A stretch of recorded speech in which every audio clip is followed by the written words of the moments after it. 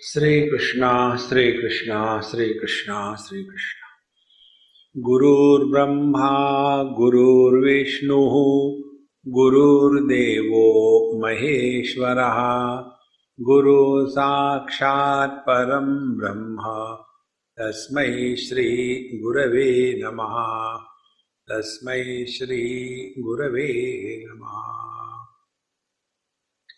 भगवत गीता के 8 अध्यायों के पहले 7 अध्याय है और उन 7 अध्यायों में क्या कहा है इसके बारे में थोड़ी जानकारी हो जाती है तो 8वें अध्याय में प्रवेश करना सरल हो जाता है। और इसलिए आज हम इसी पर चिंतन करेंगे कि भगवत गीता के पहले 7 अध्याय में क्या हुआ और ये भगवत गीता जो है हमको क्यों पढ़नी है, कोई जरूरी है क्या? आज तक तो कभी पढ़ी नहीं तो क्या फर्क पड़ा। और जिन लोगों ने गीता पढ़ी है उनके तरफ देख के लगता है कि कुछ फर्क नहीं पड़ता। देखो, पहले इसका महात्म्य समझ ले।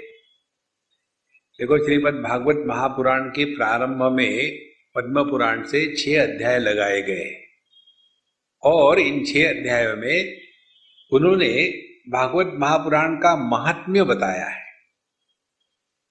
किसी भी वस्तु की स्वीकृति हमारे हृदय में महात्म्य ज्ञान से होती है। जिस वस्तु के प्रति महात्म्य हो उसको जीवन में स्वीकार करना आसान हो जाता है। उदाहरण के लिए हमारे सबके मन में पैसे के लिए महात्म्य है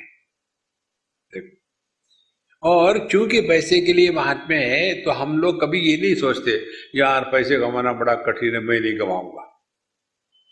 वहां तो नए नए तरीके ढूंढ के निकालते, टेबल के ऊपर, टेबल के नीचे, टेबल के दाहिने, टेबल के, क्योंकि पैसे के प्रति हमारे मन में महात्म्य है। इसी प्रकार से भगवत गीता के प्रति पहले हमारे मन में महात्म्य का जागृत होना आवश्यक है। ये महात्म्य जागृत हो जाएगा तो फिर ये जो कॉमन कंप्लेन होती है, पता नहीं क्यों इन्होंने संस्कृत में भगवत गीता लिखी, अंग्रेजी में लिखते तो कितना आसान होता।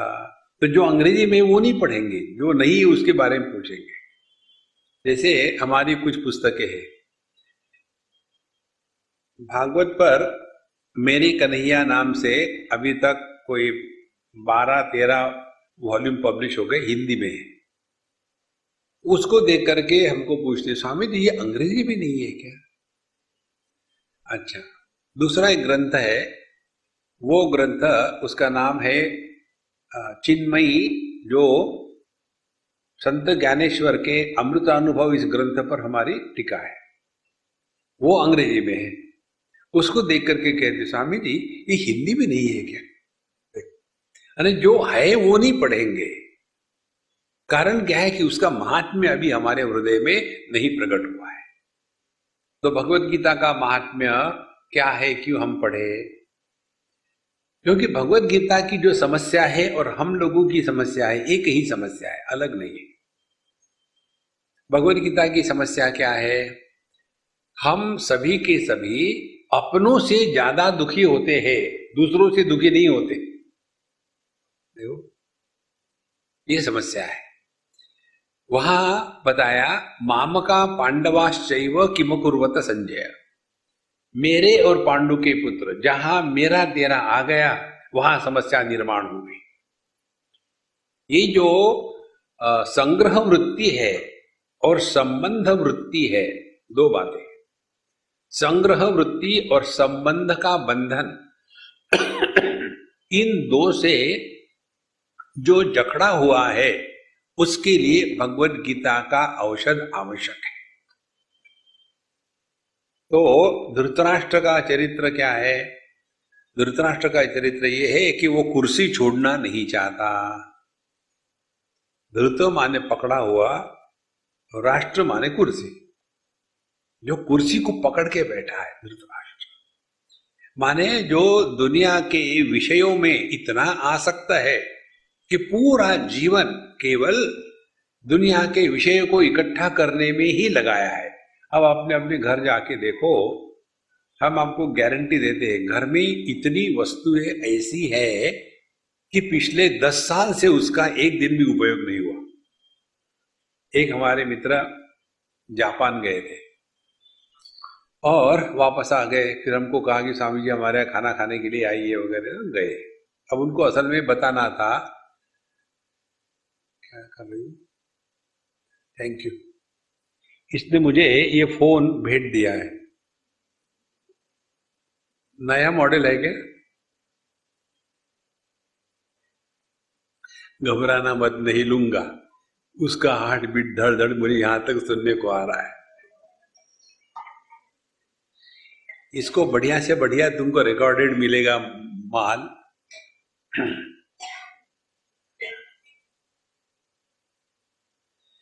तो उनके यहां जब हम गए खाने के लिए तो उन्होंने बताया मैं जापान गया था और वहां मैंने एक विशेष बात सीखी।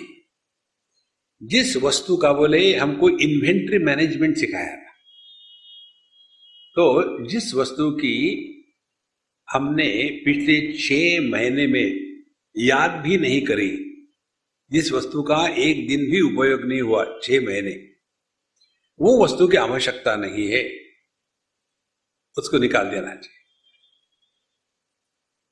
ऐसा कहने के बाद मुझे कहते, लेकिन मेरे पत्नी को कौन समझाएगा, स्वामी जी आप बताओ। हमने कहा कि अम्मा कंधा मेरा है, निशाना तुम पर है, अब बोलो क्या बोलना है।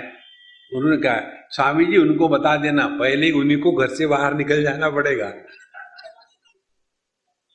देखो महाराज, तो पहली हमारी समस्या विषयों को संग्रह वृत्ति से इकट्ठा करना, उसी में दबे रहना। दूसरी हमारी परेशानी है कर्म की। जीवन में कर्म करना जितना आवश्यक है उतना कर्म से उपरत होना भी आवश्यक है। यदि हम कर्म से उपरत नहीं होंगे तो वी विल बिकम वर्कोहोलिक्स। और ये जो वर्कोहोलिक्स होते हैं वो स्वयं भी शांत नहीं बैठेंगे और अब दूसरा आदमी शांत है तो उनको गुस्सा आता है, देखो मैं मेहनत कर रहा हूं ये बैठे, तुम भी करो ना, आराम बैठे, हु स्टॉप्ड यू। ये हो गया दुर्योधन। तो वस्तुओं को इकट्ठा करने वाला बन गया धृतराष्ट्र। कर्म में जो फंसा है 24 घंटे, दूसरा कुछ है ही नहीं जीवन में, वो है दुर्योधन, मदर्थे त्यक्त जीविता। और तीसरा व्यक्ति है सबसे डेंजरस, वो है अर्जुन। अर्जुन की क्या गड़बड़ी है, ये गुडी गुडी ब्रांड के लोग बड़े डेंजरस होते हैं। देखो हम सुबह जल्दी उठ जाते हैं, हम घास नहीं खाते, हम मांस नहीं खाते, हम ये करते हैं, हम नहाते हैं, हम ठंडे पानी से नहाते हैं, गर्म पानी से नहीं नहाते। अरे क्या फर्क पड़ता है क्या करने से। लेकिन व्यक्ति को अपने अच्छाई का ऐसा अभिमान हो जाता है कि अपनी अच्छाई जो है किसी अन्य के बुराई के साथ कंपेयर करके उसको बुरा कह देना, ये कोई अच्छाई है? देखो, तो ये 3 प्रकार के ममता के बंधन में हम सब हमेशा दुनिया में फंसे हुए हैं। एक तो विषयों का आसक्ति से बोझा उठा के चलना, तमोगुणी बंधन। कर्म में फंसे रहना हमेशा, रजोगुणी बंधन। और अपने अच्छाई से अन्य को तुच्छ लेखना, यह सत्वगुणी बंधन। ये 3 प्रकार की समस्या भगवत गीता में एड्रेस करी गई है। अब देखो सबके लिए है ये। अच्छा, फिर दूसरी महत्व की बात पहले अध्याय में भगवान ने बताई, और वो ये है कि हमारे जीवन की समस्या बाहर कहीं नहीं है। हमारे जीवन की समस्या हमारे अंदर ही है। और ये समस्या क्या है, जिसको कहते हैं आइडेंटिटी क्राइसिस। पिछली बार हमने आपको बताया था, अपने भारतवर्ष में एक बैंक है, उसका नाम है ICICI। आईसी का मतलब है आइडेंटिटी क्राइसिस। दूसरी जो आईसी है उसका मतलब है आई एम कंफ्यूज। तीसरा जो है ऐसा मैं हूं। ये आइडेंटिटी क्राइसिस जब तक रहेगी तब तक के जीवन की समस्या नष्ट नहीं होगी, समस्या बनी रहेगी। अर्जुन की यही समस्या थी कि युद्ध के मैदान में जाने के बाद अब वो योद्धा है कि किसी का शिष्य है या किसी का पोता है, किसी का भाई है, इसका निर्णय वो नहीं ले सका, इसीलिए वो रो गया। देखो हम लोगों का यही चक्कर है। तो हमको इतना याद रखना है हम किस समय क्या है, और कुछ नहीं करना है। यदि इतना याद रहा तो देखो, अब किस माँ को पता नहीं कि बच्चों के प्रति उसकी क्या ड्यूटी है, क्या धर्म है। किस पिता को पता नहीं है कि बच्चों के प्रति क्या ड्यूटी है, लेकिन पिता की पी जब दीर्घ हो जाती है, माने पिता नहीं पीता है, तो मोह आ गया। फिर मुझे बच्चों के लिए क्या करना है, मोह में पड़ गया आदमी। तो समस्या यही है, आइडेंटिटी क्राइसिस। किस समय हम क्या है। अब ध्यान से सुनना, इस समय हम लोग यहां आए हैं। इस समय मैं कौन हूं? मैं आचार्य के रूप में यहां विराजमान हूं। तो आचार्य की क्या ड्यूटी है? जिस विषय को हमको बताना है उस विषय को इस प्रकार से बतावे कि अगला समझे, ये मेरी ड्यूटी है। अब मैं हूं वक्ता। यदि बिहार यूपी में जाएंगे तो मैं हूं वक्ता। बकबक करने वाले को वक्ता कहते हैं। तो मैं हूं वक्ता। अच्छा, अब आप कौन है? आप यहां जो आए हो, यहां कौन है? श्रोता है कि सोता है कि सरोता है? तो यहां आने के बाद श्रोता बनकर के बैठोगे तो आपका मन एकाग्र होगा।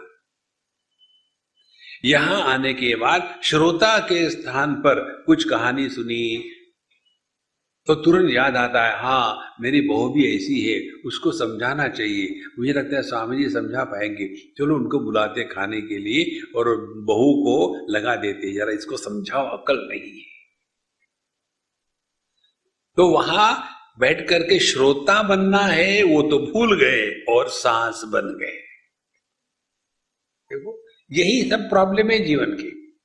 हमको याद है एक बार वर्सोवा में, बंबई में हमारा सत्संग पूरा हुआ, भगवत गीता पढ़ी था पहले ही दिन।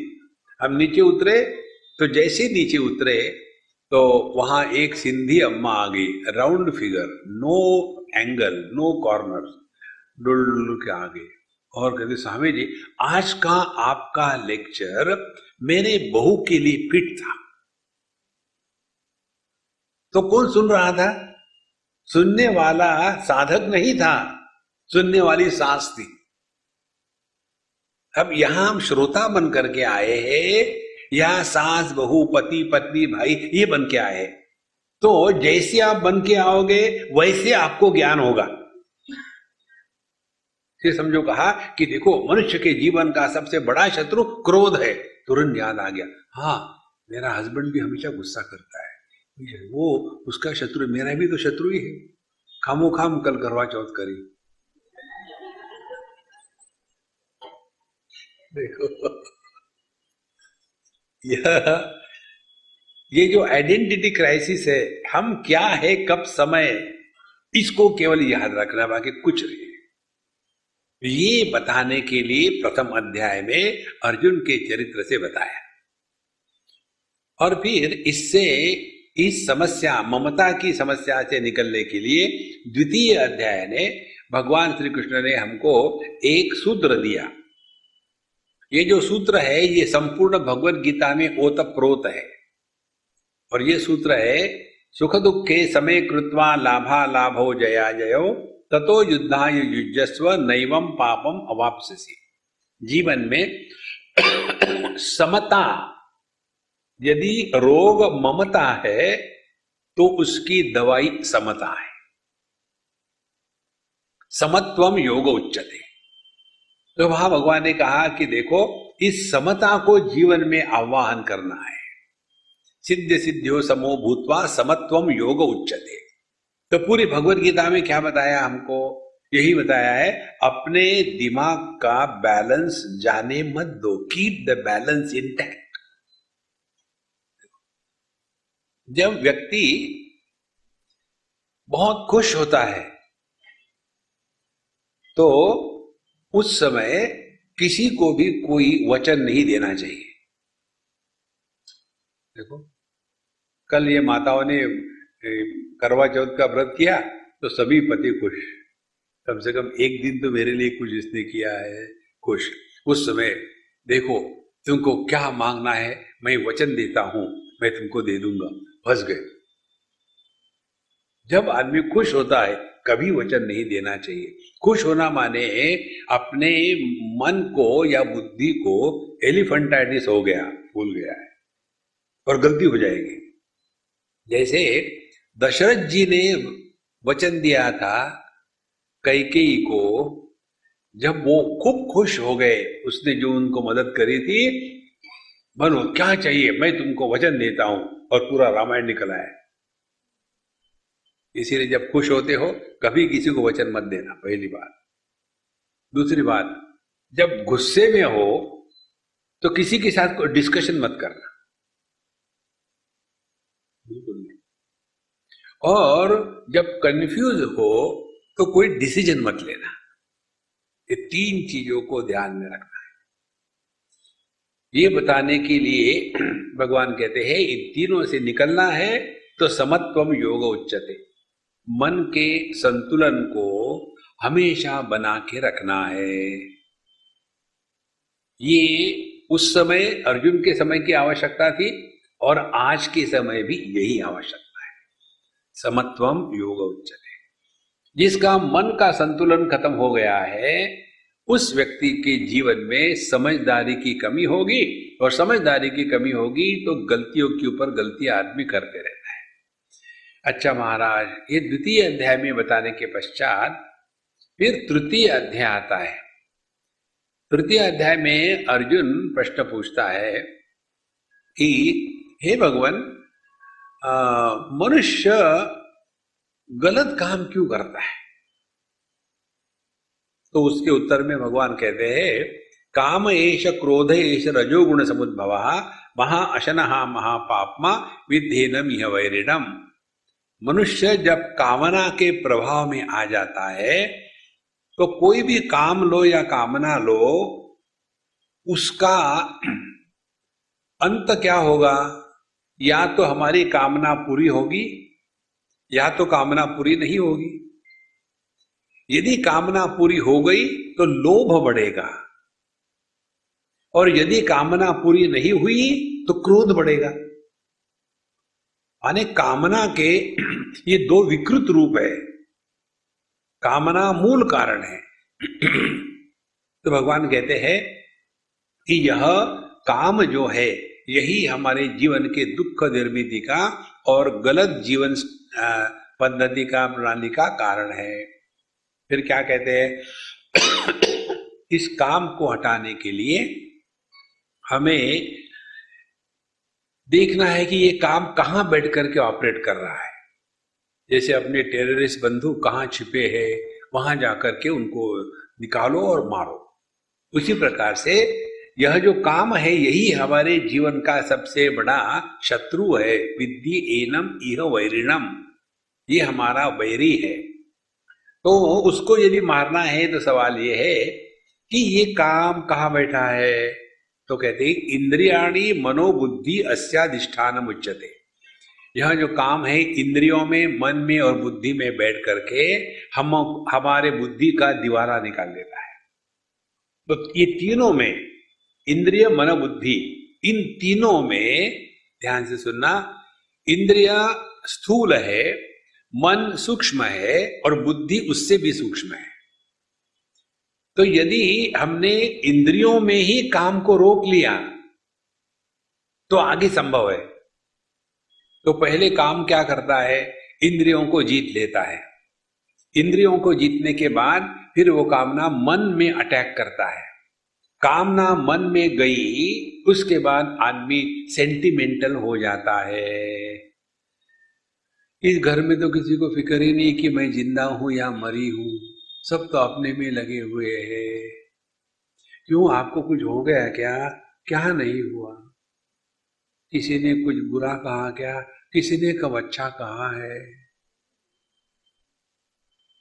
देखो, जब ये बुढ़ाओ लोग फिलोसोफर बनते हैं ना, तब समझ लेना फ्रस्ट्रेटेड है। Frustration express in A glorified language is philosophy. तो उस मन को कामना ने जीत लिया। अब उसके पश्चात काम वहां नहीं रुकता, फिर बुद्धि में प्रवेश कर लेता है। और आदमी के बुद्धि में काम ने प्रवेश कर लिया तो उसके पश्चात व्यक्ति गलत काम करने के लिए शर्माता नहीं। अधर्मम धर्म इति या मन्यते तमसावृता। फिर कहते हैं सभी करते हैं, हम अकेले थोड़ी करते हैं। तो गलत कार्य को जब हम जस्टिफाई करने लग जाते हैं, तब समझ लेना कामना ने बुद्धि को भ्रष्ट कर दिया है। भगवान कहते हैं अर्जुन को, मनुष्य गलत कार्य इसी के कारण करता है कि कामना का शिकार हो गया है। एक बार की बात है, हम मैनेजमेंट की कॉन्फ्रेंस में थे अहमदाबाद में, मैनेजमेंट एसोसिएशन में, और वहां हमको विषय दिया था qualities of an ideal leader. ये विषय दिया था, योग्य आदर्श नेता कौन है। तो वहां सब कुछ घुमा फिरा करके कंक्लूजन ये निकला, जिस व्यक्ति में ये दो गुण पूरी तरह से है वही आदर्श नेता बन सकता है। पहला गुण, उसमें अधिकार चाहिए, he must have the authority. दूसरी बात, he must have the dispassion, वैराग्य। अब देखो, अपने दामाद को मदद करना ये गलत बात है क्या? देखो, सभी दामादों को पता है, ये दामाद लोग जब अपने ससुराल जाते हैं ना, तो उनकी बड़ी वहां आवाभगत होती है, और इनको लगता है कि देखो मेरी जो सास है ना, मेरी मां से भी बढ़कर है, इतनी मेरी आवाभगत करती है, कितनी अच्छी है। ये आवाभगत वगैरह कुछ नहीं है, उस सास को मालूम है क्या माल दिया है, इसीलिए तरस खा करके तारीफ हो रही है। लेकिन ये जवाइयों को लगता है कि बड़ा अच्छा हो रहा है, ऐसा कुछ नहीं होता। तो जहां अपने दामाद को मदद करना पाप नहीं है, लेकिन कौन मदद कर रहा है? ये मदर इन लॉ मदद कर रही है या पॉलिटिशियन मदद कर रहा है? मदद करने का जो अधिकार है वो मदर इन लॉ के पास नहीं है, वो अधिकार है पॉलिटिशियन के पास। अब क्या हो गया? खिचड़ी। पॉलिटिशियन का अधिकार और मदर इन लॉ का प्रेम, और वहीं से करप्शन शुरू हो गया। देखो, इसीलिए आदर्श नेता वो है जिसमें अधिकार है और अधिकार के साथ वैराग्य हो। केवल अधिकार हो वैराग्य न हो तो अपने देश का जो स्कैम इंडिया है वो दिखेगा। और यदि केवल वैराग्य हो अधिकार ना हो, हमारे जैसे यूजलेस बाबा जी, वैराग्य अधिकार क्या है? कुछ नहीं। देखो, ये दोनों का संतुलन चाहिए, और इसके लिए तृतीय अध्याय में भगवान बताते हैं अर्जुन, पहले अपने अंदर जो दुश्मन है उसको ठीक से देख लो। ये बताने के बाद फिर चतुर्थ अध्याय में भगवान बताते हैं कि कैसा जिए फिर जीवन में, कर्म तो करने ही है, तो कैसे कर्म करे।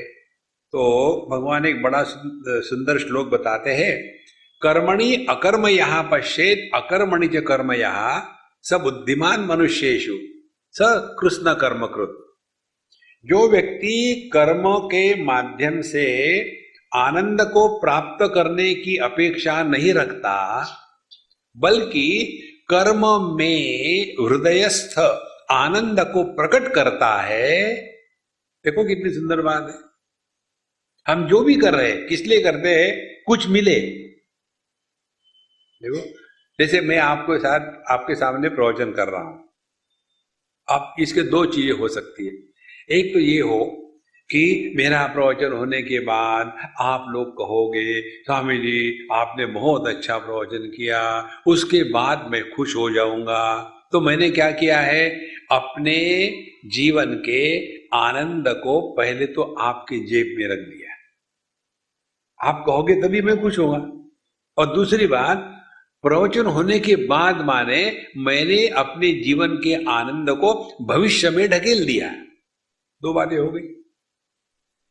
तो जो अपनी खुशी को भविष्य में ढकेल देता है वो जिंदगी में कभी खुश नहीं हो सकता। आप इसको दूसरी तरह से देखो, जो व्यक्ति कर्म एक माध्यम समझ करके उसमें आनंद प्रकट करता है, तो कर्मणि अकर्म यहां पश्येत्, माने जो कर रहे हैं वो आनंद प्राप्त करने के लिए नहीं कर रहे हैं, जो कर रहे आनंद को प्रकट करने के लिए कर रहे हैं। तो क्या होगा? आपके जीवन में 24/7 आनंद बना रहेगा। इसको कहते स बुद्धिमान मनुष्येषु, वो है बुद्धिमान, वो है समझदार। देखो नहीं तो हमने इतना किया क्या मिला? कुछ नहीं मिलेगा। ये जो अपेक्षा है ना कि हमने ये किया कुछ मिलना चाहिए, यही मूल गलती है, यही मूल पाप है। जो भी हम कर रहे हैं इसका एक सिंपल टेक्निक आपको बताते हैं, बहुत सिंपल है। इस जगत में जो भी हम कर रहे हैं इसकी दुनिया को आवश्यकता नहीं। जो भी कार्य हम करते हैं वो हमारी आवश्यकता है। सी, जब हमारी आवश्यकता से हम कार्य करेंगे प्रसन्न हो करके, तो जिंदगी में दुखी होने का सवाल ही नहीं। और यदि हमारे दिमाग में ये कीड़ा घुस गया है, देखो हमने इतना किया, किसने पूछा था? Don't do, who cares. देखो महाराज, कर्मणि अकर्मयः पश्येत्, और अकर्मणि च कर्मयः। और कोई ये कहे कि कर्म करने में बहुत कठिनाई होती है इसीलिए मैं कर्म करूंगा ही नहीं, कर्म नहीं करने का संकल्प लेना इसी को पाप कर्म कहते हैं। जो हमारी जिम्मेदारी वो करनी ही है, और वो प्रेम से करनी है, आनंद से करनी है, खुशी से करनी है, इसको कहते हैं कर्मयोग। कर्मयोग माने ये नहीं कि बहुत सारे काम कर लिए, हाँ दैट इज वर्कोहोलिज्म, वो कर्मयोग नहीं है। सबुद्धिमान मनुष्येषु, सभी मनुष्यों में वही समझदार है कि जिसने कर्म का माध्यम चूज करके उसमें अपने हृदयस्थ आनंद को प्रकट किया। ध्यान से सुनना, हमको वर्तमान में रहना है या नहीं रहना है ये ऑप्शन नहीं है, वर्तमान में ही रहना है। दूसरी बात, जो व्यक्ति वर्तमान में रहता है और जितने भी कर्म होते हैं वो वर्तमान में ही होते हैं। हम बीते हुए कल में कुछ नहीं कर सकते, हम आने वाले कल में कुछ नहीं कर सकते। तो रहना वर्तमान में ही है, कर्म वर्तमान में ही होते हैं।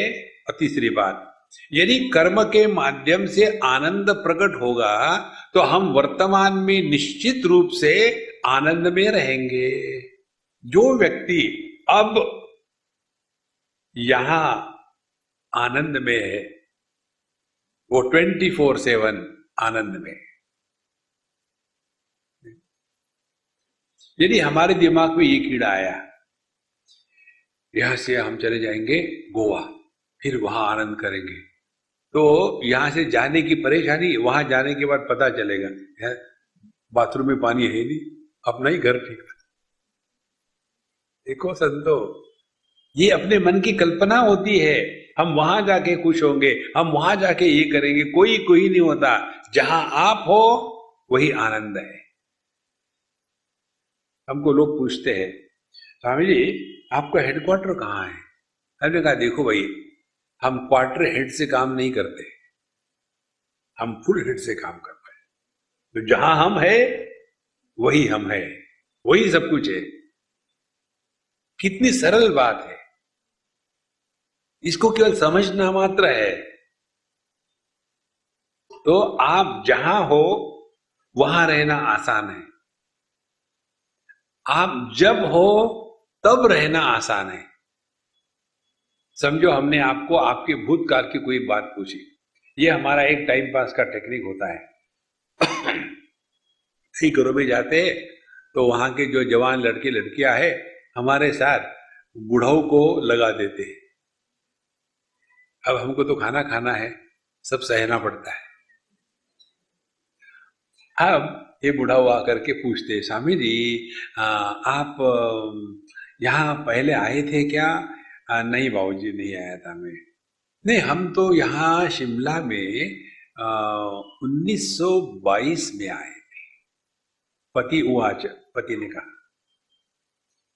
उस समय बुढ़ापे में पति जो कहेगा उसका विरोधी पक्ष होता है पत्नी, कुछ भी कहे। और पत्नी जो कहेगी उसको काटना पति का धर्म है। अब ये जब मुझसे कह रहे हैं कि हम जब 1922 में शादी करके यहाँ आए थे तो एकदम पत्नी भड़क पड़ती।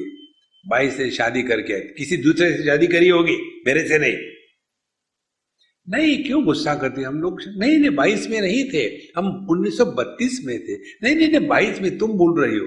अब मुझे उनकी शादी में भी इंटरेस्ट नहीं है, लेकिन वो 32-22 में घटाघट कर रहे हैं। अरे राम राम राम, ध्यान से सुनना। भूत को स्मरण करने के लिए प्रयत्न लगता है, वर्तमान में रहने के लिए कोई प्रयत्न नहीं। देखो हम काहे को परेशान हो रहे। हम जब गए थे, याद है उनकी शादी में हम लोग गए थे वहां सिंगापुर। सिंगापुर में नहीं थी वो शादी, वो कोलालमपुर में थे। नहीं नहीं नहीं, सिंगापुर। क्या फर्क पड़ता है यार, क्यों दिमाग खा रहे हो? देखो बहुत सरल लाइफ बन जाती है। Remain where you are, remain when you are. सभी के सभी जीवन के टेंशन खत्म हो गए। तो सबुद्धिमान मनुष्येषु, समझदार वही है जो जहां है वहां रहता है, जो जब है तब रहता है।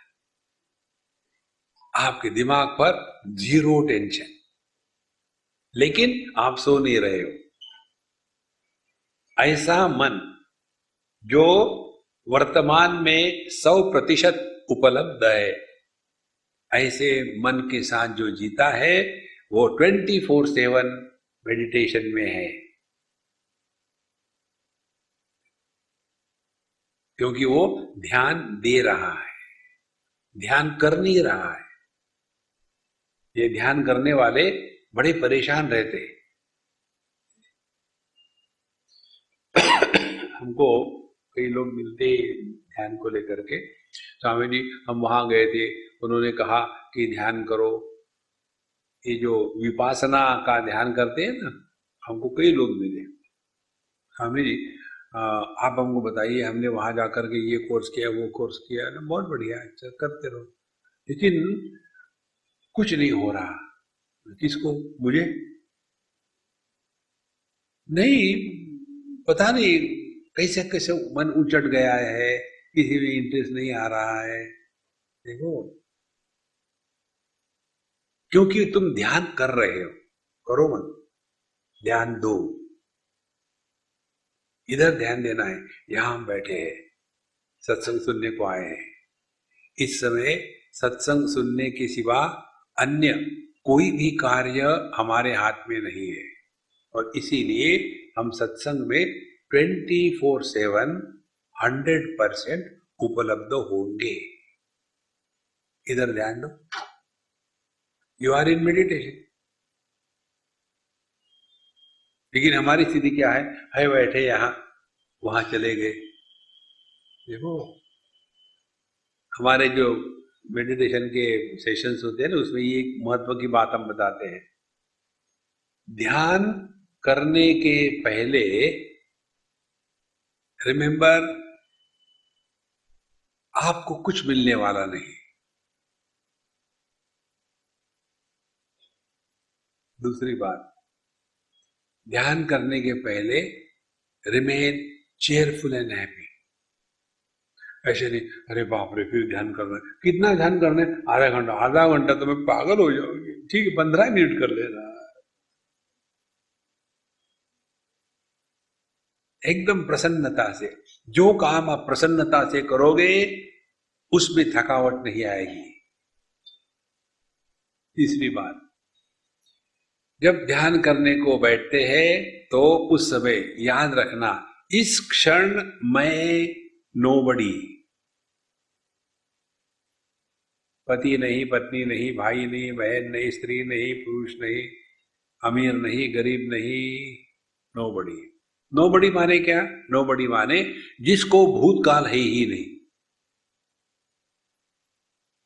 समबडी कौन है? That mule who is carrying the burden of the total past is somebody. So remain as nobody. एकदम भूत को ब्लॉक कर दिया।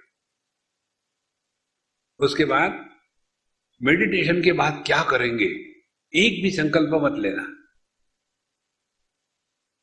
नहीं तो स्वामी जी आ रहे मेडिटेशन के बाद नाश्ते के लिए, उनके लिए क्या बनाए? काफी लोग आ जाते हैं, ऐसा करते थोक में उपमा बना लेते हैं। अब ये मेडिटेशन चल रहा है, क्या का मेडिटेशन है? प्याज कट रहा है, काट। अरे मिर्ची तो है ही नहीं। मेडिटेशन, उपमा मेडिटेशन। देखो, ध्यान इधर देना है, करना नहीं है। कहीं मन भूत में तो नहीं गया, कहीं भविष्य में तो नहीं गया, कहीं वर्तमान में एक्साइटेड तो नहीं है। देखो, इधर जितना ध्यान देंगे उतने आप ध्यानमय जीवन जी रहे हो। नहीं तो आधे घंटे meditation, rest of the day frustration. No, तो सबुद्धिमान मनुष्येषु सयुक्त, उसी ने योग सीख लिया है। और सकृष्ण कर्मकृत, उसने जो कुछ करना था कर्म का चक्कर पूरा हो गया है। देखो, क्योंकि कर्म से करना क्या है? कुछ प्राप्त करना है। जब प्राप्त ही नहीं कुछ करना है तो किस लिए कर्म कर रहे? टाइम पास करने के लिए। देखो, ये हमारा टाइम पास का सिद्धांत है। यदि आप गले उतारोगे ना तो you will bypass time in your life, you will attain immortality. ना उद्धव का लेना है, ना माधव को देना है। देखो, चौथे अध्याय में भगवान ने ये तत्व बताया। और ये जो ज्ञान की बात बताई तो उसमें भगवान कहते हैं, नहीं ज्ञानेन सदृशम पवित्रमिह विद्यते तत्स्वयं योग संसिद्ध कालेनात्मनि विन्दति। तो यह ज्ञान के जैसा और पवित्र करने वाला कोई भी साधन नहीं है। और ज्ञान की बड़ी तारीफ की चौथे अध्याय में। और अंतिम में जाकर के भगवान कहते हैं, तस्मात् अज्ञान संभूतम हृष्टम ज्ञानासीनात्मना चित्वैनम संशयम योगम आतिष्ठोतिष्ठ भारत। इस प्रकार से ज्ञान की तलवार लेकर के इस अज्ञान को काट डालो। और इसीलिए अर्जुन, तुम कर्म करो। लो, यह ऐसे ही है। Cigarette smoking is injurious to health, therefore let us smoke. ज्ञान की तारीफ करी, इसीलिए अर्जुन तुम कर्म करो। अरे ज्ञान करो ये बताओ ना। तो अर्जुन के मन में 5वें अध्याय के प्रारंभ में ये प्रश्न आता है। वो कहता है कि हे भगवान, कभी तो आप ज्ञान की तारीफ करते हो, कभी कर्म संन्यास माने ज्ञान की, और कर्म योग माने कर्म की तारीफ करते हो। संन्यासम कर्मणाम कृष्ण पुनः योगम च शंससी। कभी तो कहते ये करो, कभी वो करो, और मैं कंफ्यूज हो रहा हूं, मैं ऑलरेडी कंफ्यूज हूं। तो कहते यश्रेय एतयोरेकम तन्मे ब्रूहि सुनिश्चितम। ये दो में कर्म करना या कर्म का संन्यास करना, ये दो में मेरे लिए जो योग्य है वो आप मुझे बताइए। अब ये देखो हमारे सबका प्रश्न है। समझो किसी ने कुछ उल्टा सीधा कह दिया घर में और उसके कारण घर में तूफान हो रहा है, तो वो व्यक्ति क्या कहता है, ठीक है मेरे ही बोलने से घर में गड़बड़ी होती है, मैं बोलूंगा ही नहीं। इससे कुछ नहीं होगा। जीवन में यह संतुलन होना है, बोलना भी है, चुप भी रहना है, कर्म करना भी है, कर्म से उपरत भी होना है, पैसा कमाना भी है, उसका वितरण भी करना है, खाना भी खाना है, उपवास भी करना है, जगना भी है, सत्संग में सोना भी है। जगना है सत्संग में, ऐसा वाक्य है, उल्टा मत समझ। जीवन में यह संतुलन की आवश्यकता है। इसीलिए भगवान कहते हैं कि संन्यास कर्मयोगश्च निःश्रेयस करो उभौ। जीवन में दोनों की आवश्यकता है। सो भी जाओ, जगो भी। ऐसे नहीं जगते ही रहेंगे, खाते ही रहेंगे, नहीं तो खाएंगे ही नहीं। ये जो अतिरेक है यह अध्यात्म नहीं है। देखो भगवान 6वें अध्याय में बताएंगे, युक्ताहार विहारस्य युक्त चेष्टस्य कर्मसु युक्त स्वप्नावबोधस्य योगो भवति दुःखा। दुःखहा माने दुख की हानि करने वाला योग वही है जहां जीवन में संतुलन आ गया है। खाना भी खाओ और थोड़ा बहुत उपवास भी करो। तो बिल्कुल नहीं खाना खाएंगे, 8 दिन तक खाना नहीं खाएंगे, 21 दिन तक खाना नहीं खाएंगे, अब मत खाओ। लेकिन पब्लिक को पता चलना चाहिए ना।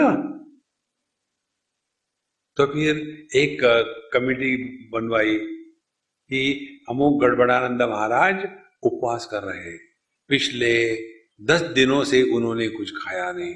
महाराज आपने 10 दिनों से कुछ नहीं खाया, कैसे आप रहते हैं? आपके इस तपस्या का सीक्रेट बताइए।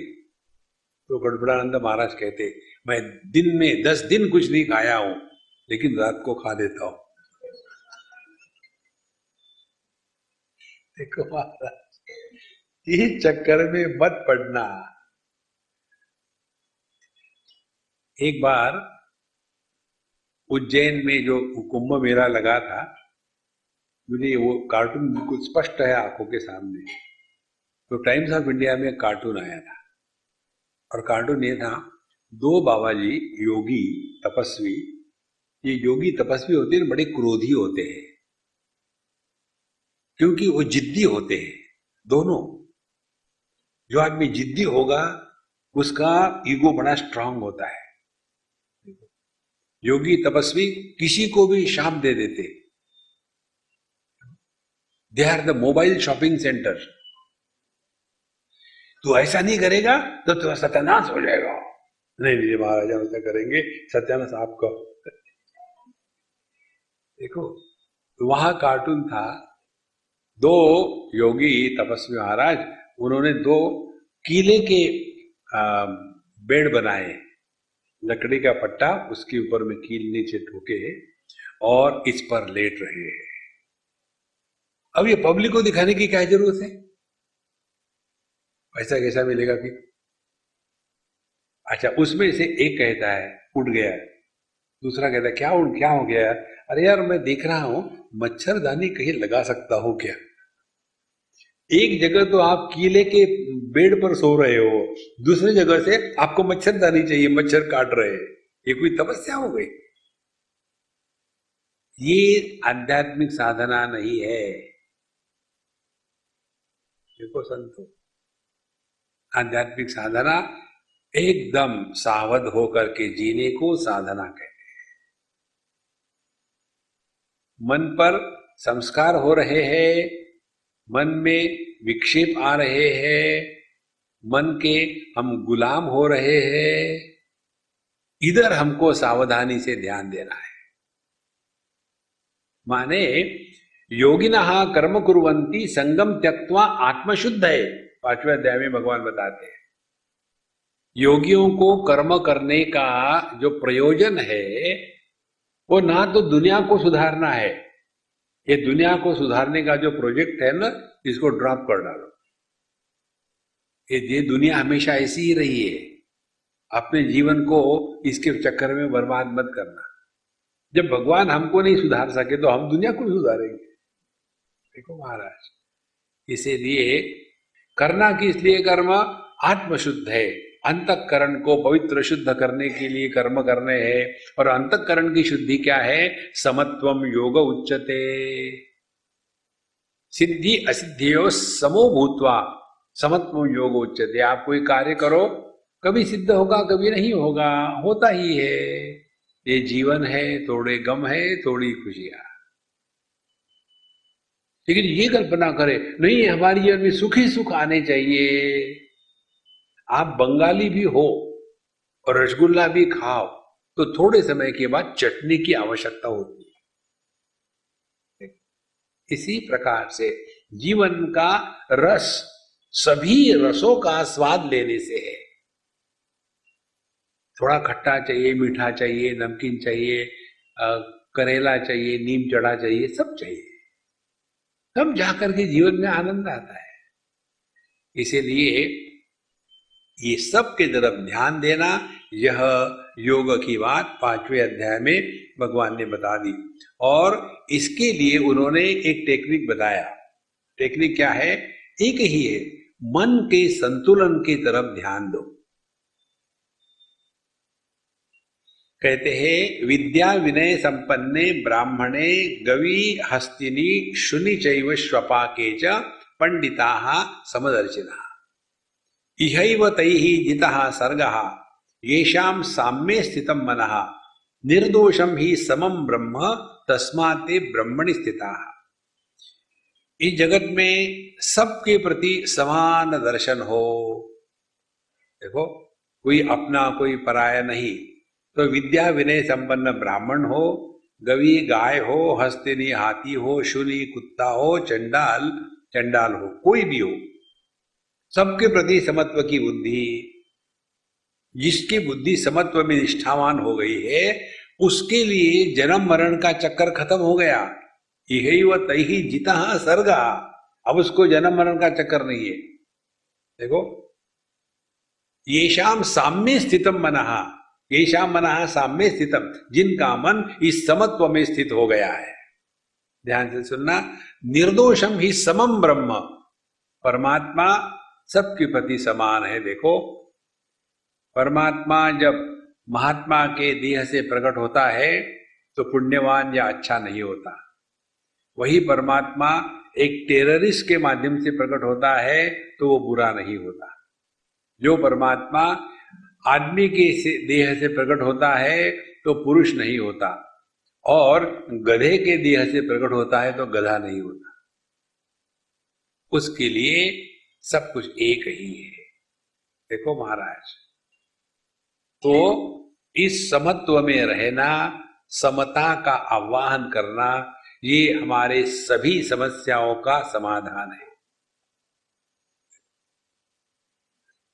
यदि ये बात हमको पक्की हो गई कि साधना क्या हो गई, अब भगवत गीता के अनुसार व्यवहार जगत में करो, लेकिन ध्यान रखो अपने मन के संतुलन की तरफ।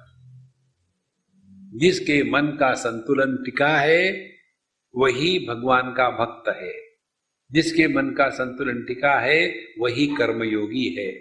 जिसके मन का संतुलन टिका है वही ज्ञानी है। देखो, नैव किंचित करोमीति युक्तो मन्येत तत्त्वविज्ञानी। तो यह समत्व जीवन का लक्ष्य भगवत गीता ने हमको सबको बताया है। अब जब इस समत्व में आ जाते हैं 5वें अध्याय में, तो 6वें अध्याय में भगवान बताते हैं कि ये जो समत्व है इसको सिद्ध करने के लिए करना क्या है। तो पहली बात बताते हैं, अनाश्रितः कर्म फलम कार्यम कर्म करोति यः स सन्यासी च योगी च न निरग्निः न च अक्रियः। पहली आध्यात्मिक साधना ये है, हमको अपने जीवन में जो करणीय है वो कर डालो, बाद में रिग्रेट से कुछ निकलता नहीं। बुढ़ापे में दो चीजें व्यक्ति को परेशान करती है। एक चीज है, जब मैं जवान था उस समय मैंने गलत कार्य क्यों किया, एक परेशानी। दूसरी परेशानी, जब मैं जवान था उस समय मैंने जो कार्य करणीय था वो क्यों नहीं किया। देखो, ये जो गिल्ट है, ये जो रिग्रेट्स है, ये जो ग्लानी है, बुढ़ापे में आदमी को काटने को दौड़ती है और उसमें कुछ नहीं कर सकते। It is too early for the next life. यहां केवल फ्रस्ट्रेशन बचा रहता है। देखो, हम जाकर के भगवत गीता सुनना पढ़ना चाहते हैं, कब? जब सुनने को ठीक से नहीं आता। भगवत गीता जब एक आसन में 5 मिनट बैठ नहीं सकते, मेडिटेशन सीखना चाहते, जब कुछ याद ही नहीं रहता, बहू खाना देना, सुबह से 5 बार खाए हो, अच्छा मैं भूल गया था, तब जाकर के भगवत गीता का कंठस्थ करना। देखो, माने हमारी धारणा क्या हो गई, जब हम सभी कार्यों के लिए नालायक है, अध्यात्म के लिए लायक। देखो संतो, इसीलिए इस अध्यात्म में प्रवेश करना माने ऐसा जीवन जियो कि मन में रिग्रेट्स निर्माण ना हो, सावधान रह कर। अनाश्रितः कर्म फलम, और किस लिए कर रहे हो? कुछ मिले इसलिए नहीं करना है। देखो, एक आपको छोटी सी बात बताते हैं। एक बालक ने मुझे प्रश्न पूछा कि स्वामी जी, ये कैसे पता चलेगा कि कौन काम कर रहा है, क्योंकि आपने बताया भगवान हमारे हृदय में है, तो हम भी तो अपने हृदय में है। बिल्कुल है। तो बोले 2 in 1। बिल्कुल ठीक है, 2 in 1। अब ये कैसे पता चलेगा कौन काम कर रहा है? जैसे आप अपने लैपटॉप को पावर लगा दो तो पता चलता है बैटरी काम कर रही है कि पावर काम कर रही है, दिखता है ना। तो हम जो कुछ कर रहे हैं, कैसे पता चलेगा कौन काम कर रहा है? समझो, कोई दुर्योधन के औलाद हो तो कहेगा, जानामि धर्मम न च मे प्रवृत्ति, जानामि अधर्मम न च मे निवृत्ति, केनापि देवेन हृदय स्थितेन यथा नियुक्तोस्मि तथा करोमि। मैं जानता हूं क्या ठीक है, लेकिन वो करने की इच्छा ही नहीं होती, और जानता हूं क्या गलत है, लेकिन वही करने की इच्छा होती है। मुझे लगता है मेरे हृदय में कोई देव बैठा हुआ है, वो मुझे गलत काम करने में लगा रहा है। वो कौन देव? देवानंद है वो। देखो महाराज, तो कैसे पता चलेगा कि हम जो कुछ कर रहे हैं कौन कर रहे हैं? समझो मैं गया, किसी को एक चाटा लगाया और कहा मैंने नहीं मारा, हृदय में जो भगवान है उसने मारा। तो बताइए कैसे पता चलेगा कौन काम कर रहा है? ध्यान से सुनो, कितना सुंदर प्रश्न है। ये प्रश्न आपके मन में कभी आया था? बुढ़ाओं के मन में कंप्लेन आती है प्रश्न का, इसकी कंप्लेन, उसकी कंप्लेन, इसने ये किया, उसने वो किया। चिंतन नहीं है, चिंता मात्र है। तो हमने कहा तुमने बहुत अच्छा प्रश्न पूछा, इसीलिए मैं तुमको एक चॉकलेट देता हूं। तो उसने चॉकलेट दिया, बहुत खुश हो गया। ला मैं खोल के देता हूँ। बोले नहीं नहीं नहीं, खोलो मत, नहीं इसके साथ खाओगे क्या? बोले नहीं मैं रख दूंगा। मैं क्यों रख दोगे? मैंने वो नहीं खाओगे तो वापस करो। बोले नहीं वापस भी नहीं करूंगा। क्यों? बोले मैं जाकर के अपने सिस्टर को दूंगा, बहन को दूंगा। मैंने पूछा बहन को दोगी, तुमको क्या मिलेगा? अब वो छोटा सा बच्चा 8 साल का कंफ्यूज हो गया, इधर उधर देखने लगे, पता नहीं क्या करे क्या करे। अपने दांत खाने लगा, नाखून खाने। स्वामी जी, आपको सिस्टर है क्या? तो नहीं। फिर आपको समझ में नहीं आएगा। तो वो कितनी सूक्ष्म बात कही उसने। उसका कहने का तात्पर्य क्या है कि जब मैं खाऊंगा तो मुझे समझो 1 क्विंटल आनंद मिलेगा, लेकिन जब मैं अपने सिस्टर को दूंगा और वो जब खाएंगी तो मुझे 1000 क्विंटल आनंद मिलेगा। ध्यान से सुनना, प्राप्त करने से जो आनंद होता है वो जीव का आनंद है, देने से जो आनंद होता है वो प्रभु का आनंद है। देखो, हमारे जीवन में यही है, मुझे क्या मिलेगा? खाक मिलेगा। ये जो बनियागिरी है ना, मुझे क्या मिलेगा? स्वामी जी एक ने पूछा था, भगवान का नाम लेने से क्या मिलता है? कुछ नहीं मिलेगा, मत लो। देखो, भगवान का नाम अपने वाणी में अवतरित होना, यही संपूर्ण जीवन की सिद्धि है। और हम इस सिद्धि को छोड़ करके नाम लेने से क्या मिलेगा? कुछ नहीं मिलेगा। ध्यान से सुनना आप।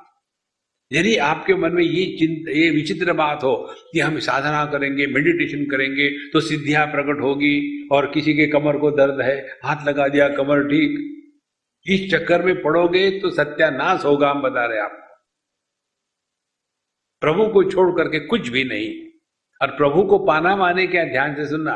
प्रभु को पाना माने परमात्मा हमारे माध्यम से प्रकट होना। ये है परमात्मा की प्राप्ति। परमात्मा तो प्राप्त है ही, उस परमात्मा को हम प्राप्त नहीं, प्रकट नहीं होने दे रहे। वो कुछ कहना चाहता है, हम कहते चुप। देखो, जैसे कई बार हम फोन लगाते हैं ना, तो क्या मैसेज आता है? The customer that you are reaching is out of reach. इसी प्रकार से प्रभु हृदय में बोलते हैं और उनको एक ही मैसेज मिलता है, the customer that you are reaching is extrovert. उपलब्ध है ही नहीं। देखो, भगवान का जो शंख सर्विस प्रोवाइडर है ना, वो चुप नहीं बैठता। फिर उसके दूसरी टेक्निक है, व्हाट्सएप नहीं है, गदा है हाथ में, एक लग जाती है। ओ गॉड, पहले ही यदि उत्तर देते ना भगवान के उस सजेशन को, तो डंडा नहीं पड़ता। लेकिन डंडे खा खा के फिर हम लोग उसमें एक्सपर्ट हो जाते हैं, नहीं मार लो और एक लगा दो, क्या फर्क पड़ता है। फिर ऐसे को सुधारने के लिए भगवान के हाथ में काल चक्र है। पुनरपि जननम पुनरपि मरणम पुनरपि जननी जठरे शयनम। और यदि पहले ही हृदयस्थ भगवान की बात मानो तो आपको पद्म मिलेगा, पुष्प मिलेगा। देखो, इसीलिए जो कुछ करने के लिए प्रभु ने हमको भेजा है, अपनी ड्यूटी प्रेम से, आनंद से, बढ़िया करें। अनाश्रितः कर्म फलम, मुझे क्या मिलेगा, ये कीड़ा दिमाग से निकाल डाले। उसके पश्चात भगवान आगे कहते हैं कि परमात्मा हमको मिल गया कि नहीं मिल गया, कैसे पता चलेगा? भगवान ने परमात्मा की उपलब्धि के 2 लक्षण बताए। जैसे आपको मलेरिया हो गया तो क्या क्या लक्षण है? पब्लिक गर्मी से मर रही है और आपको ठंड लग रही है, मलेरिया हो गया। लवेरिया हो गया, क्या लक्षण है? सब लोग खुश है, ये मुंह ताके दिख रहा ऊपर में, क्या हो गया? लवेरिया हो गया। फैन को क्या दिख रहा है? उधर देखते रहेंगे, लक्षण लवेरिया के। इसी प्रकार से परमात्मा मिल गया, उसके क्या लक्षण है? 2 लक्षण, शीत उष्ण सुख दुखेषु जितात्मना। जीवन में आने वाले जो सुख दुख के प्रसंग है, उसके कारण जिसके मन का संतुलन भंग नहीं होता, उसको प्रभु मिल गए। पहला लक्षण। दूसरा लक्षण, मानापमानयोः प्रशांतस्य। जिसके जीवन में मान अपमान के कारण मन की शांति भंग नहीं होती। हमारे मन की शांति दोनों कारण से भंग होती है। यदि हमारी तारीफ हो गई, हमारा मान सम्मान हो गया, तो आदमी फूलने लग जाता है। पुण्योस्ति सदृशो मया। और किसी ने कुछ उल्टी सीधी बात कर दी तो एकदम, आपको मालूम है नहीं, कोई छोटा सा पौधा होता है, छुई मुई, टच मी नॉट। थोड़ा सा किसी ने कुछ कह दिया, क्या हो गया बाबूजी, क्या बचा है, तुम बचे हो, छुई मुई नॉट गुड। तो परमात्मा की उपलब्धि की 2 लक्षण है। जीवन में आने वाले सुख दुख के प्रसंग मन के संतुलन को गड़बड़ नहीं करते, और मान अपमान के कारण जिसके मन की प्रशांति बनी रहती है। हमको अशांति मालूम है, अशांति का विरोधी है शांति। या तो शांति होगी या तो अशांति होगी। प्रशांति माने जो शांति में बढ़ती नहीं और अशांति में घटती नहीं, वो प्रशांति।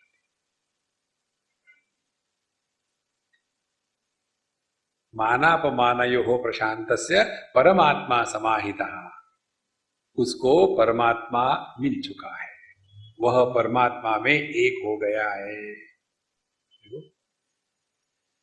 ये हो गया योग का मार्ग। और उसके पश्चात 6वां अध्याय तक मूल विषय क्या है? 6वें अध्याय तक का मूल विषय है इस मैं को रीडिफाइन करना। मैं कौन है? युद्ध के मैदान में है तो योद्धा है, वहां ना किसी का पोता है ना किसी का शिष्य है। यदि ऑपरेशन थिएटर में किसी का ऑपरेशन चल रहा है तो उस समय केवल सर्जन है, पिता नहीं, पुत्र नहीं। तो पहली बात ये, अपने मैं को वेल डिफाइन करो। बड़ों के सामने है तो छोटे हैं, छोटों के सामने है तो बड़े हैं, ऑफिस में है तो ऑफिसर है। एक हमारे मित्र ब्रिगेडियर, अब वो रिटायर हो गए, बूढ़े भी हो गए, अभी हमको हमेशा मिलते दिल्ली में। तो एक बार हम उनके घर गए थे, तो वो आए अपने ऑफिस से। अरे स्वामी जी आप आ गए, बहुत बढ़िया हो गया। अरे सुनो, स्वामी जी को चाय पिलाए कि नहीं? पत्नी उवाच, पत्नी कहती है ऑफिस में नहीं हो, घर आ गए हो, डांटना मत वहां से।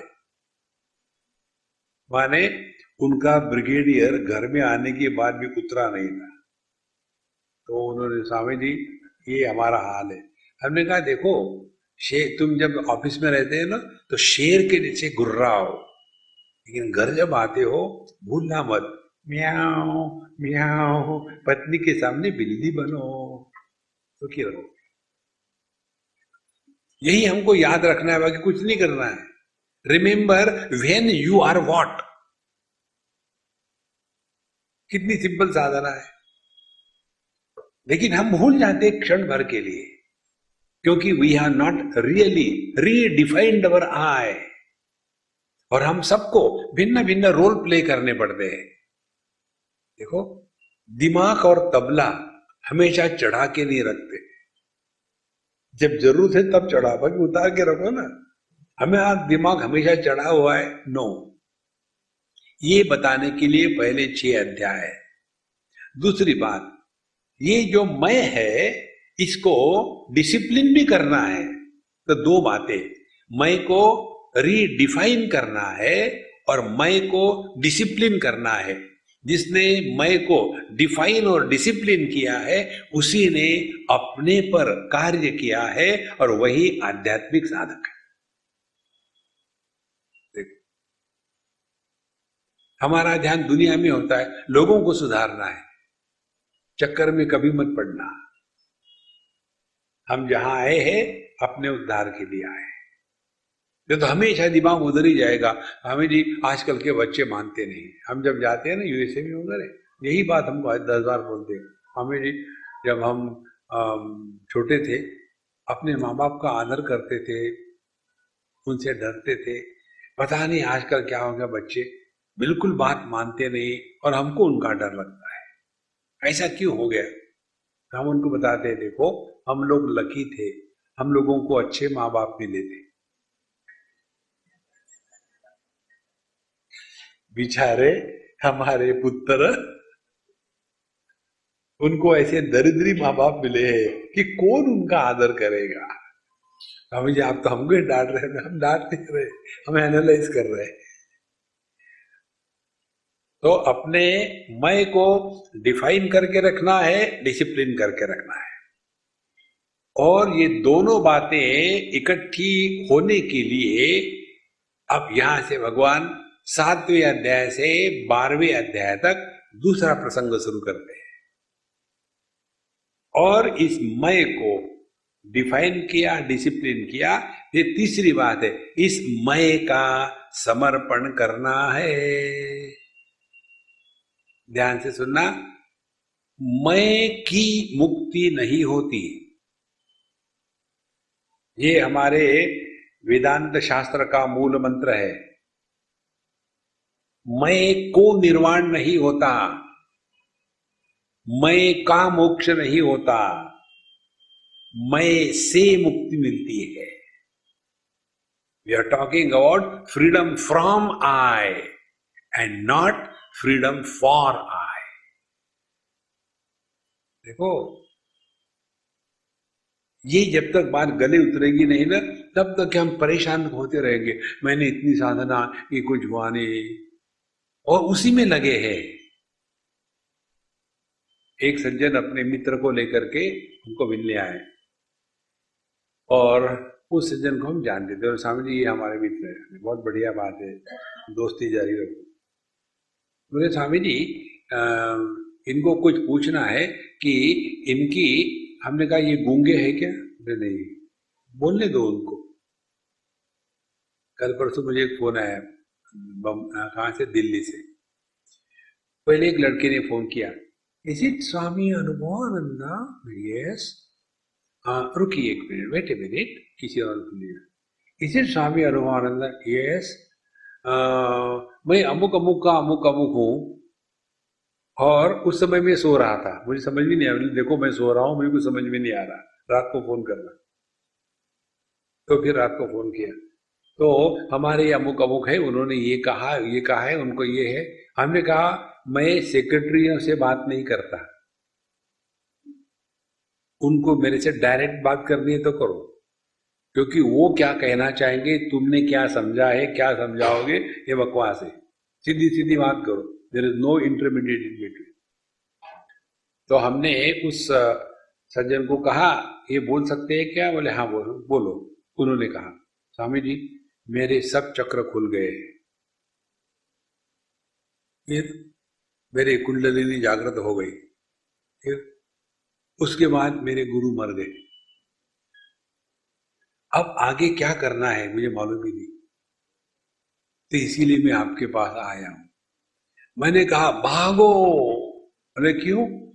अरे तुमने एक गुरु को खा लिया, अब मुझे खाने को आए हो, मैं तुमको कुछ नहीं बताऊंगा, तुम गुरु खाऊ हो।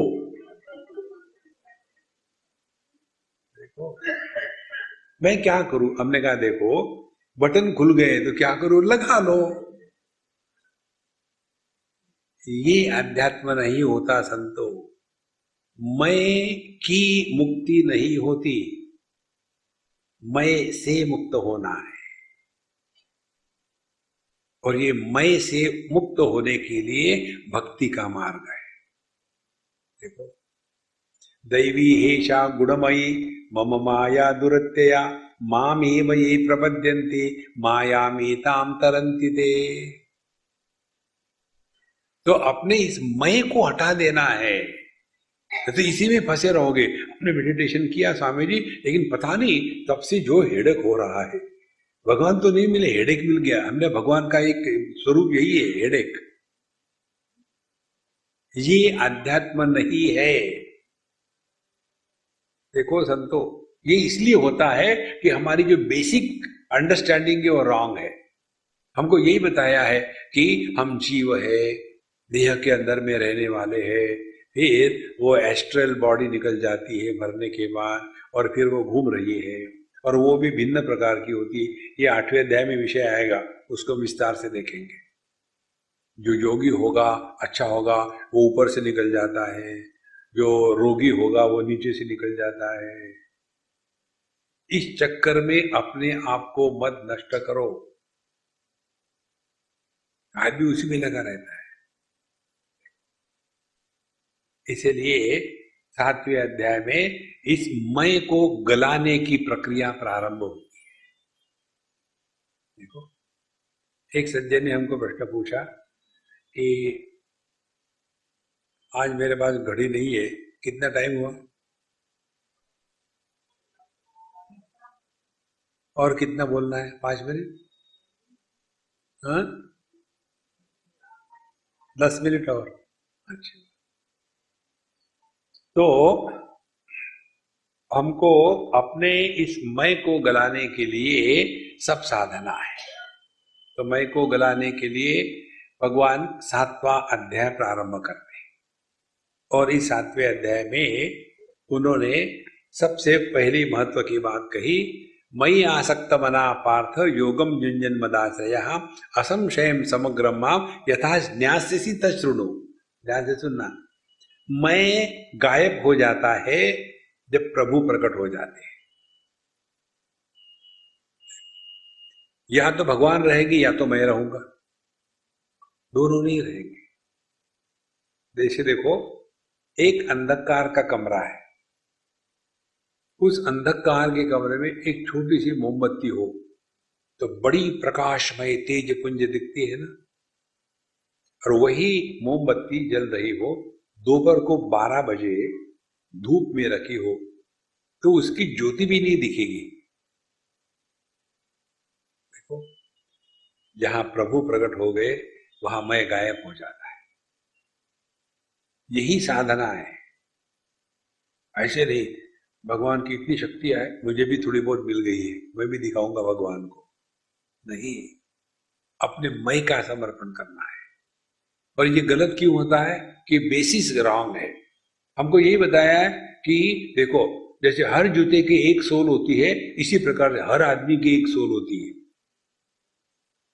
देखो, और फिर बताते हैं ये जो सोल होती है ना, जीव, ये अंदर होता है और क्या करता है, चूहे के जैसे गुड़ गुड़ गुड़ गुड़ करते हैं, मेडिटेशन कर रहे हैं। दूसरे हो गए मेडिटेशन में बैठेंगे और बैठ करके 2-2 मिनट।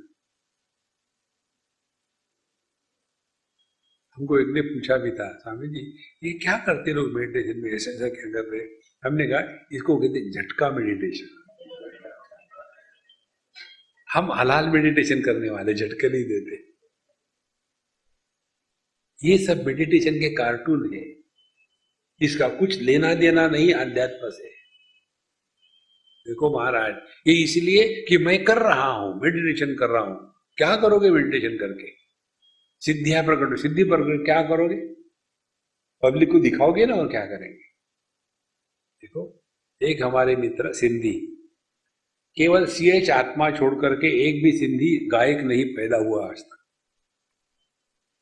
CH आत्मा जो थे ना, वो सिंधी थे।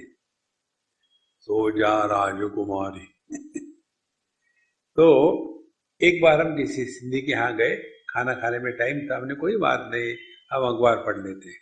बोले उनके पति जी आए, बोले नहीं नहीं स्वामी जी, मैं हारमोनियम लेके आता हूँ डाइनिंग टेबल पर। हमने कहा देखो यार, मैं ना तो तानसेन हूँ ना कानसेन हूँ, मैं इनसेन हूँ, मेरे से नहीं सुनने आओ, I don't know anything about music. किसी नहीं नहीं नहीं मैं बजाऊंगा। अरे राम! और फिर कहते हैं मैंने अभी अभी सीखा है। और उन्होंने उसे ढक्कन ढुक्कन खोल दिया और उसके बाद हवा भरने लग गए और आवाज ही नहीं आ रही। अरे आवाज नहीं आ रही तो पत्नी को कहते क्या कर दिया तुमने? अब उसने क्या किया बेचारी ने? वो अपनी रोटी बना रही है। हमने कहा देखो प्रभु, आपने वो डंडे लॉक होते हुए खोले नहीं। ओह मैं भूल गया, हड़बड़ाहट में इतनी जोर से खींच के हाथ में डंडे और फिर बजा करके सारे गम शुरू कर दिया। एक छोटी सी चीज, थोड़ा आदमी गाने को सीखता क्या है, उसका प्रदर्शन करना चाहता है ना। देखो, यदि सिद्धियां प्रकट हो गई तो चुप बैठेगा आदमी? देखो संतो, जैसे बाहर के जगत में नाम, आदर, सत्कार हमारे आध्यात्म में प्रतिबंध होते हैं, उसी प्रकार के अंदर के जगत में सिद्धियां, वाक सिद्धि, संकल्प सिद्धि, ये भी आध्यात्म में प्रतिबंध होते हैं। आदमी उसी में फंसा रहता है। जैसे कोई बालक हो और रो रहा है तो माँ क्या करेगी? हाँ ले ले, खिलौना ले ले, नहीं नहीं नहीं चॉकलेट ले ले, दो और ले ले। मेरा पल्लू मत पकड़, मैं तंग आ गया तुमसे। इसी प्रकार से भगवान कहते, अरे बाप रे भगत आ रहा है, दे दो उसको कुछ, दूर रहे बाबा, दूर रहे। ये जितनी सिद्धियां है ये इसी प्रकार की होती है, इसमें हमको फंसना नहीं। इसीलिए भगवान का भगत जो होता है, कहते हैं असंशयम समग्रम माम यथा ज्ञास्यसि, मुझे पूरी प्रकार से पहचान लो कि मैं कौन हूं, क्या हूं, कैसे हूं। भगवान की पहचान माने अपनी पहचान।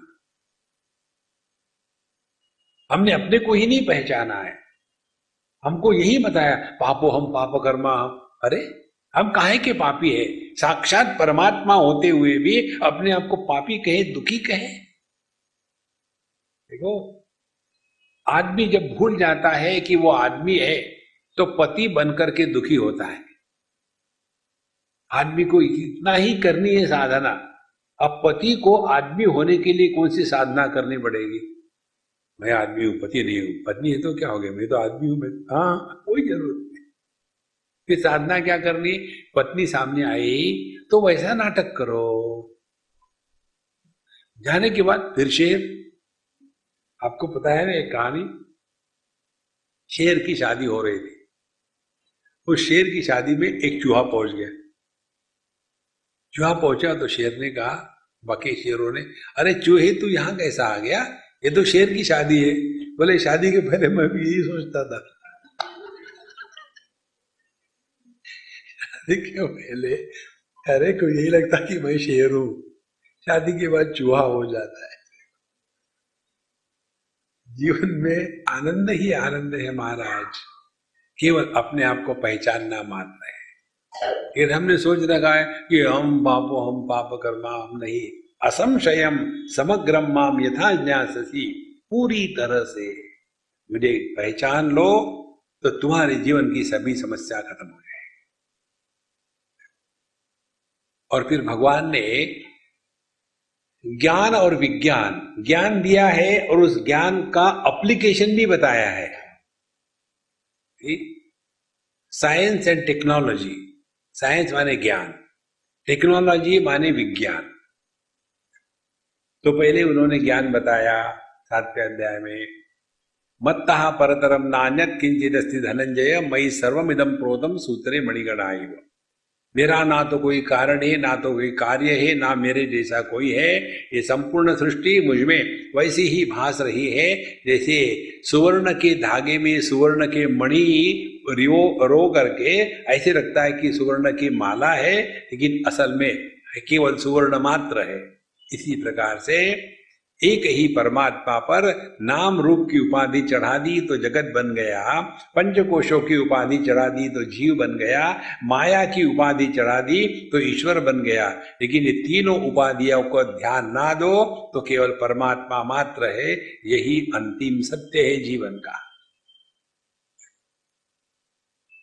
और इस परमात्मा को पहचानने के लिए बताते हैं कि पुण्यो गंधा पृथिव्याम च तेजस्यास्मि विभावसो, शुरू कर देते हैं कि इस, उन्होंने वहां 15 उदाहरण दिए हैं। अग्नि में तेजमय हूं, पृथ्वी में गंधमय हूं, पानी में रसमय हूं। इस प्रकार से हमको दृष्टि प्रदान करी है। और इसका अभ्यास करते करते आखिरी में जाकर के 7वें अध्याय के अर्जुन को भगवान कहते हैं कि येषाम तु अंतगतम पापम जनानाम पुण्य कर्मणाम ते द्वंद्व मोह निर्मुक्ता भजन्ते माम दृढ़व्रताः। देखो, जो भगवान के भजन में लग जाते हैं उन्होंने ही जीवन में कर्म, उपासना और योग किया है। जिनके जीवन के कर्म और योग का पर्यावसान भक्ति में नहीं होता, उन्होंने केवल योगा के नाम पर एक्रोबैटिक्स किया है। आप देखते हैं ना, सब जगह योग का मतलब है twisting the body. Twisting the body is not yoga. Circus की लड़कियां करती है तो क्या वो योगी है?